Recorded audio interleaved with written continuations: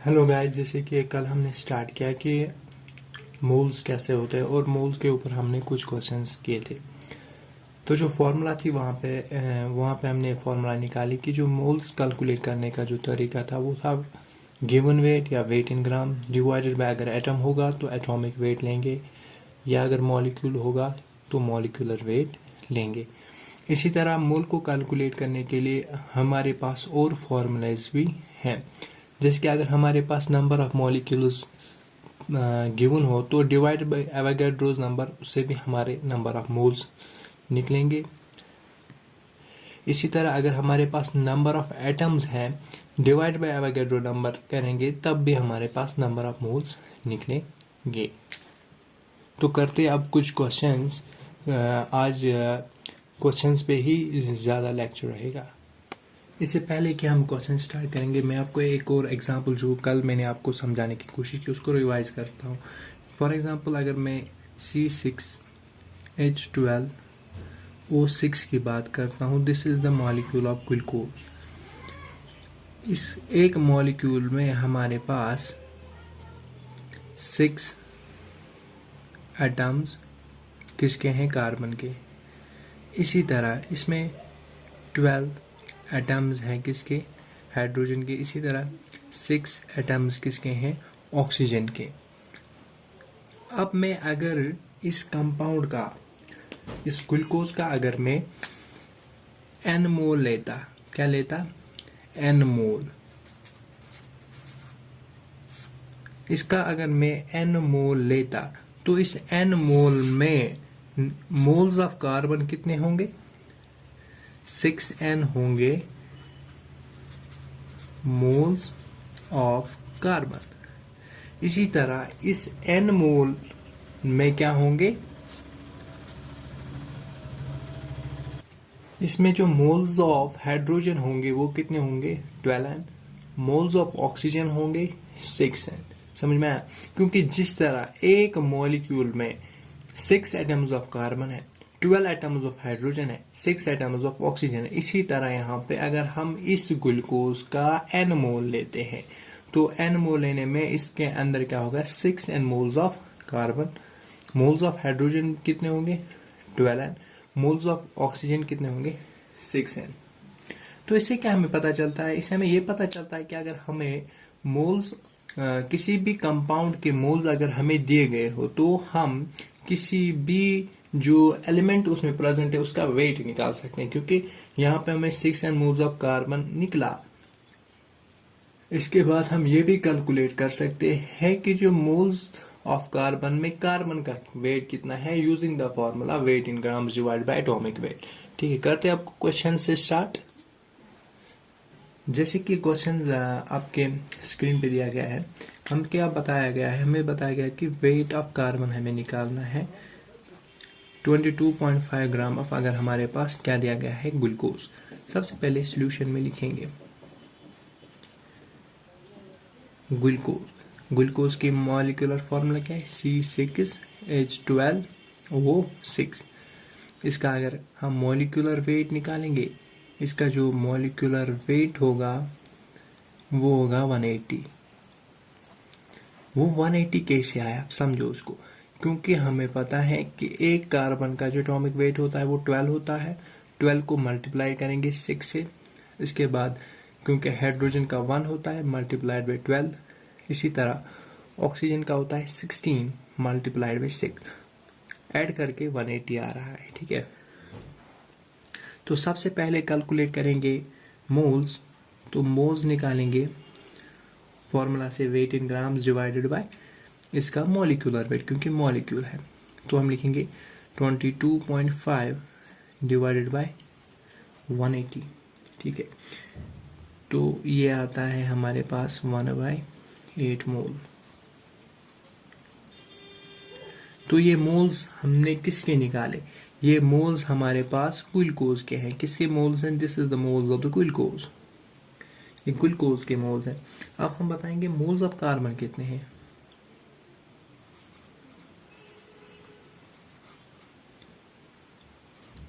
अभी जिस तरह हमने वहाँ पे n मोल्स लिए थे, फिर हमने बताया था कि 6n मोल्स होंगे किसके, कार्बन मोल्स ऑफ कार्बन कितने हुए वहाँ पे 6n, जो कि पिछली स्लाइड में हमने बताया।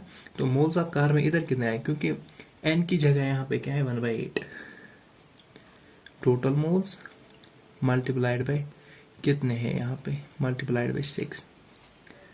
तो यह हमें क्या मिला, मोल्स ऑफ कार्बन। हमें क्या बता रहा है, वेट ऑफ कार्बन निकालना है, ठीक है। तो हमारे पास पता है कि जो मोल्स होते हैं वो होता है weight in grams divided by, क्योंकि हमें क्या पता है वेट ऑफ कार्बन, तो एटॉमिक वेट होगा, ठीक है। Weight in grams divided by atomic weight, ठीक है। क्योंकि हमें number of moles of carbon पता है, वो यहां से हमें 6/8 है, 6/8 है। तो जब हम मल्टीप्लाई करेंगे इसके एटॉमिक वेट से, यानी इसको इधर लाएंगे, ठीक है, तो 6/8 एटॉमिक वेट कितना है इसका, कार्बन का 12।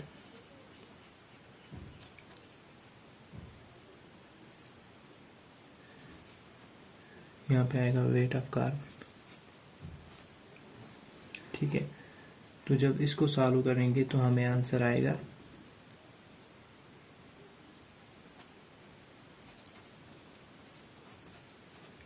यहाँ से हमारे पास 9 ग्राम्स आंसर आया। समझ में आया क्वेश्चन? फिर से क्वेश्चन को समझाते हैं कि हमने क्वेश्चन को सॉल्व कैसे किया। क्वेश्चन था find the wait of carbon used in 22.5 grams of glucose. हमें ग्लूकोज का वेट दिया गया था, हमें निकालना था कार्बन कितना उसमें यूज हुआ है। तो इसको कैलकुलेट करने के लिए सबसे पहले हमने ग्लूकोज की फॉर्मूला लिखी, इसके बाद उसका मॉलिक्यूलर वेट निकाला, वो 180 आया, ठीक है। मोल्स की फॉर्मूला लगाई, weight in grams divide by, क्योंकि यहाँ पे ग्लूकोज के मोल्स हम निकाले तो इसका मॉलिक्यूलर वेट, तो वो आया 1/8। क्योंकि पिछली बार भी मैंने बताया कि अगर हम इसमें से मोल्स ऑफ कार्बन निकलेंगे तो फिर हमने मोल्स कैलकुलेट किए, वो 1/8 है। तो मोल्स ऑफ कार्बन क्या निकला हमें 6 इस तो मोल्स ऑफ कार्बन हमने निकाले 6/8। तो मोल्स के लिए फॉर्मूला हमने लगाई, मोल्स कैलकुलेट करने के लिए हमने लगाया weight in grams divided by atomic weight, क्योंकि हमें मोल्स ऑफ कार्बन पता है वो है 6/8, मल्टीप्लाइड करेंगे एटॉमिक वेट से तो हमें क्या आया वेट ऑफ कार्बन, वो 9 ग्राम्स हमें आंसर हुआ। अब क्वेश्चन नंबर 2। अब एक और क्वेश्चन क्या है, हमें बताया गया weight of oxygen used in 1.7 gram of sucrose. तो सोल्यूशन में सबसे पहले लिखेंगे जो सुक्रोज है, इसकी जो फॉर्मूला होती है वो क्या होती है, वो होती है C12H22O11, ठीक है। ये सुक्रोज की फॉर्मूला होती है। इससे जब हम मॉलिक्यूलर वेट कैलकुलेट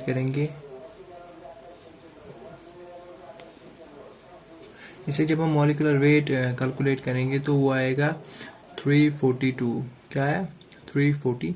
अब हम मोल्स कैलकुलेट करेंगे सुक्रोज के, नंबर ऑफ मोल्स, तो गिवन वेट 1.7 या weight in grams divide by इसका मॉलिक्यूलर वेट कितना आया 342। तो इसको हम ऐसे भी लिख सकते हैं 171 इंटू 10 की power -2 divided by 342।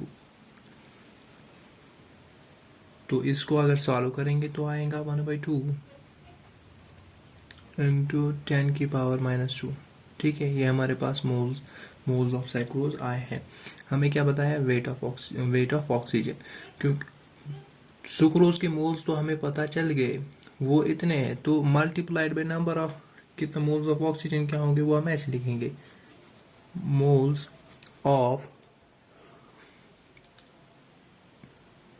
Of oxygen वो होंगे 1/2 इंटू 11 क्योंकि यहाँ पे 11 टाइम्स है, इंटू 10 की पावर -2। तो इसको हम लिखेंगे 11/2 इंटू 10 की पावर -2।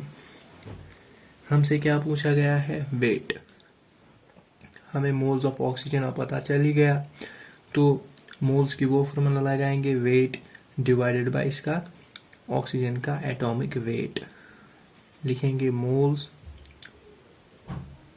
होता है बराबर weight in grams divided by atomic weight. आपके लिए लिख रहा हूँ, वरना लिखना जरूरी नहीं था। मोल्स क्या लिखा, 11/2। वेट इन ग्राम्स हमसे क्वेश्चन है। एटॉमिक वेट किसका लेंगे, ऑक्सीजन का, वो क्या होता है 16। इधर 10⁻⁻² भूल गए थे। 11/2 इंटू 16 इंटू 10⁻⁻²।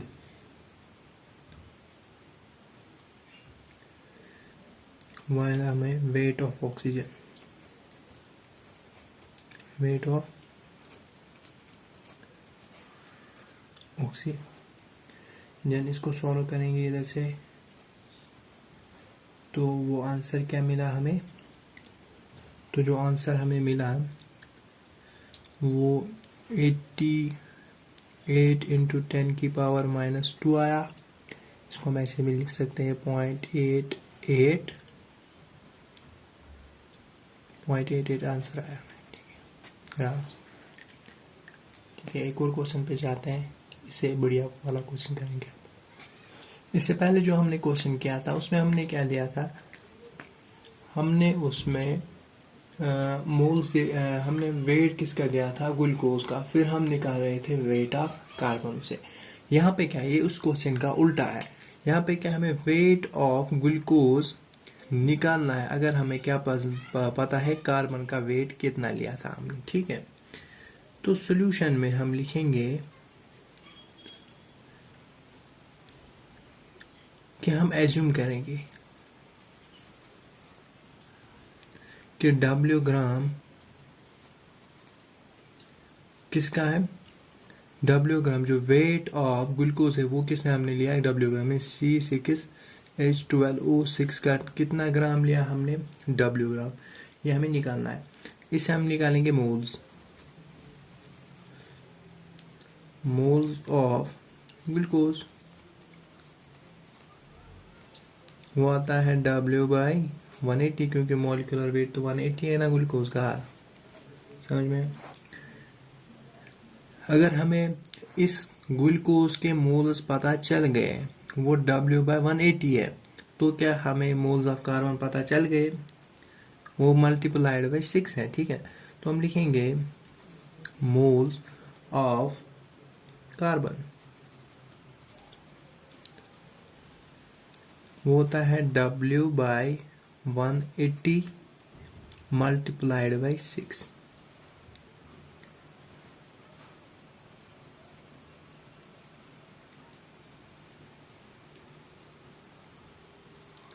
ठीक है, मोल्स ऑफ कार्बन कितना हमने लिखा, W/180 मल्टीप्लाइड बाई 6। इसके बाद क्या हमें ये भी पता है, क्योंकि हमें क्या दिया गया है, हमें वेट ऑफ कार्बन दिया गया है, तो हम लिखेंगे ना मोल्स, मोल्स इसके बराबर भी होते हैं ना। हमें पता है मोल्स होता है weight in grams divide by atomic weight, क्योंकि कार्बन तो हम मोल्स वहां से भी निकाल सकते हैं। मोल्स बराबर होते हैं weight in grams divided by atomic weight. तो हम मोल्स किससे निकालेंगे यहाँ पे, क्योंकि हमें क्या दिया गया है वेट कार्बन का, तो 4 डिवाइड बाय उसका कितना एटॉमिक वेट है बाई 12। कि ये भी मोल्स, ये मोल्स बराबर करेंगे, इक्वेशन फर्स्ट और सेकंड को इक्वेट करेंगे, तो W/180 इंटू 6 वो बराबर होता है ना 4/12। समझ में आया कैसे, इक्वेशन फर्स्ट और सेकंड से। तो जो वेट है ना, यहाँ से हमें जो वेट मिला वो 10 ग्राम मिल गया। ठीक है, वेट ऑफ ये जो वेट ऑफ ग्लूकोज है वो हमें क्या नहीं मिला, 10 ग्राम।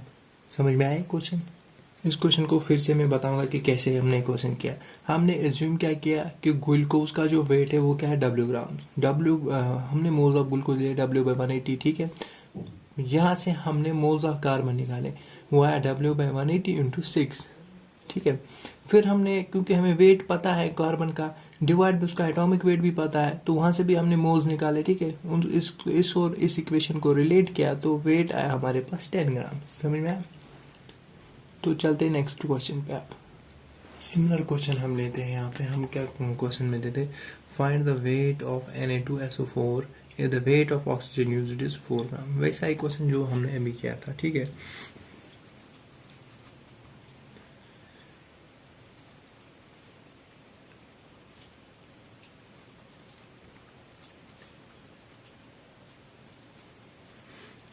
इसको हमने एज्यूम किया कि इसका जो वेट है वो W ग्राम्स लिया हमने। कितना लिया? W grams. इसके मोल्स निकाले, वो W बाई, जब इसका मॉलिक्यूलर वेट निकालोगे ना, वो मॉलिक्यूलर वेट 322 आएगा, ठीक है। तो इसके मोल्स आए। अब हम ये हमें मोल्स किसके आए? इसके आए हमें Na2SO4 और 10 जो इसके मोल्स आए हैं, ठीक है। तो यहाँ से हम निकालेंगे अब मोल्स ऑफ ऑक्सीजन। ऑक्सीजन के कितने मोल्स हैं? Y हमें W बाई 322 इंटू 14। कितने ऑक्सीजन एटम्स है? 14। देखो कैसे, यहाँ पे कितने हैं? 4। यहाँ पे कितने हैं? 10। हो गए 14। तो मोल की एक और फॉर्मूला थी,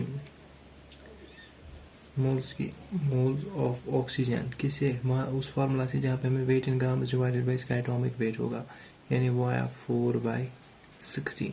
इस इक्वेशन फर्स्ट और इक्वेशन सेकंड को इक्वेट करते हैं, क्या करेंगे? इक्वेट, ठीक है।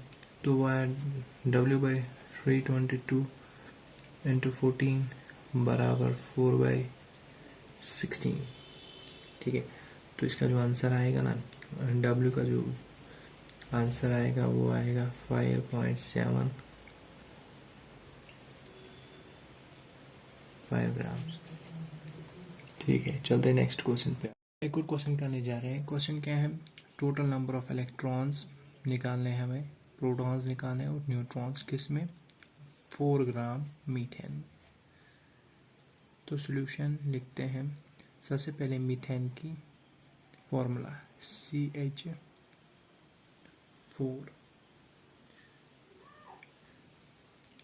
मोल्स निकालेंगे मीथेन के, तो मोल्स के लिए गिवन वेट या वेट इन ग्राम्स जो हमारे पास 4 दिया गया है, डिवाइड बाई इसका मॉलिक्यूलर वेट। कार्बन का जो एटॉमिक वेट है 12 प्लस हाइड्रोजन का 1 है, क्योंकि 4 है, मल्टीप्लाइड बाई 4, तो ये टोटल आया 16। इसका मॉलिक्यूलर वेट 16 आया। तो इसको सॉल्व करने के बाद तो यह इसका जो मोल्स आया 1/4। ये क्या है? Moles of methane. Moles of methane. तो ये मीथेन के मोल्स आए।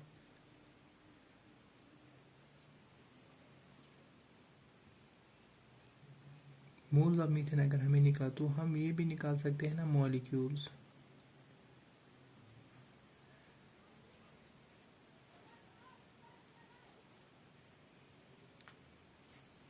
मॉलिक्यूल्स ऑफ मीथेन कितने हैं हमारे पास? वो हमारे पास हो गए Na/4। ये हमारे पास मॉलिक्यूल्स ऑफ मीथेन आए। फिर हम ये देखेंगे 1 मॉलिक्यूल ऑफ CH4।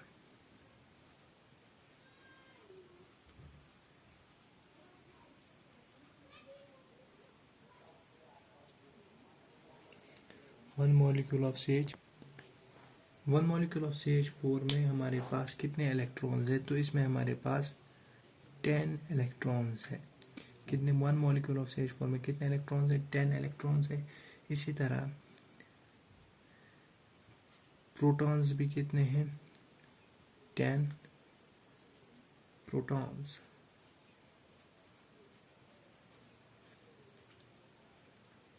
और नंबर ऑफ न्यूट्रॉन्स कितने हैं? नंबर ऑफ न्यूट्रॉन्स 6 है। 6 न्यूट्रॉन, क्योंकि हम लिखेंगे क्योंकि इधर लिखेंगे because hydrogen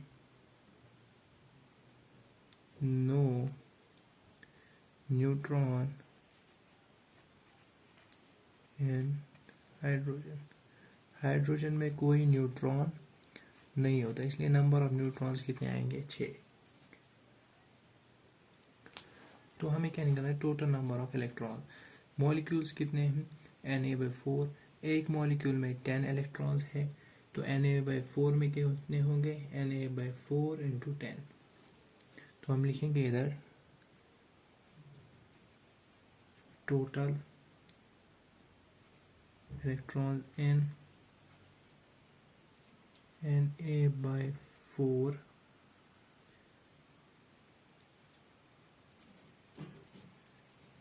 molecules of CH4 वो बराबर होंगे Na/4 इंटू 10। इसको सॉल्व करेंगे तो वो आएगा 2.5 Na का मतलब होता है एवोगाड्रो नंबर, और इसका वैल्यू जब सेट करेंगे तो वो आएगा 6.023 इंटू 10⁻23, और यही नंबर किसके बराबर होगा, this will be equal to the number of protons. इसके बाद हमें किसका क्या निकालना है, number of neutrons. Number of neutrons क्योंकि डिफरेंट है, ठीक है।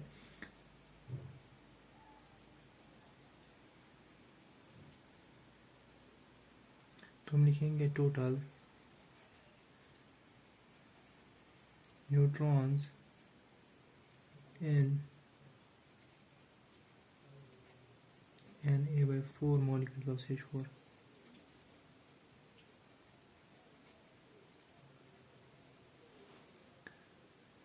वो बराबर होगा Na/4 इंटू 6, तो इसका आंसर आएगा 1.5 Na। समझ में आया। तो हमें क्या निकालना, हमें 4 ग्राम्स ऑफ मीथेन दिया गया था और हमसे पूछा गया था टोटल नंबर ऑफ इलेक्ट्रॉन्स बताओ, प्रोटॉन्स बताओ, न्यूट्रॉन्स बताओ। सबसे पहले हमने क्या किया, मीथेन की फार्मूला लिखी, CH4 मॉलिक्यूलर वेट 16 आया। मोल्स ऑफ मीथेन निकाले तो वो गिवन वेट या weight in gram divide by इसका मॉलिक्यूलर वेट, तो इसका जो मोल्स आया वो 1/4 आया। इसके बाद हमने बताया कि मॉलिक्यूल्स ऑफ मीथेन कितने होंगे, क्योंकि मोल का मतलब क्योंकि 1/4 मोल है तो Na/4 मॉलिक्यूल्स होंगे, ठीक है, मॉलिक्यूल्स ऑफ मीथेन। एक मॉलिक्यूल ऑफ मीथेन में क्या होंगे, 10 इलेक्ट्रॉन्स होंगे, 10 प्रोटॉन्स होंगे और 6 ही न्यूट्रॉन्स होंगे। उसका reason because no neutron in hydrogen, hydrogen में कोई भी न्यूट्रॉन नहीं होता है। तो हमने बताया फिर total electrons Na/4 molecules of CH4 में कितने होंगे, तो हमने लिखा Na/4 क्योंकि मल्टीप्लाइड में 1 में 10 होते हैं तो ये 2.5 Na आया। सेम नंबर ऑफ प्रोटॉन्स भी होगा। इसके बाद total neutrons in Na/4 molecules of CH4, तो वो Na/4 multiplied by 6 to 1.5 Na आया। तो थैंक यू, आज का लेक्चर यहीं पे ख़त्म करते हैं। लाइक शेयर सब्सक्राइब चैनल को ज़रूर करना। Okay bye.